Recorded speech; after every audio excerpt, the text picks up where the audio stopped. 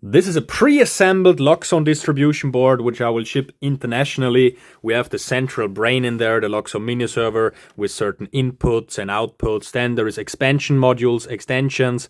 Then there is for lighting in this project, super many. You can put 64 on one of these DALI extensions. There's 3 of them.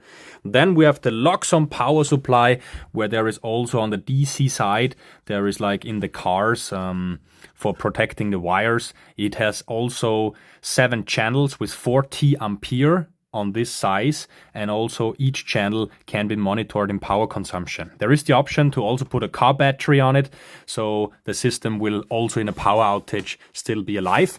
Then we have lots of 3 devices. You can put 100 on each of them. This can be motion sensors, push buttons, etc.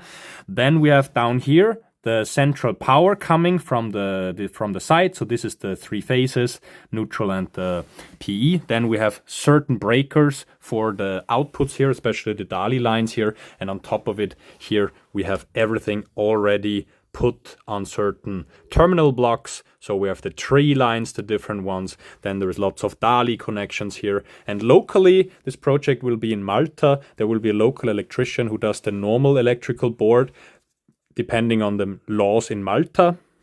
Typically, I prefer to put everything in one distribution board, because if you have a living room ceiling light, then you need the 230 volt, the 110 volt from the breaker of this living room. So as you see, you would then have a lot of points where you have to go from one cabinet to another, basically for each breaker, which shall be controlled on relays. That's why I typically don't like it. But in here, there is basically just the DALI side high voltage and a couple of relays. Everything else will be also for the shading. This will be on Nano 2 relays. Then we have all the sensors here. So the cabinet is super small if you would know how big the project is.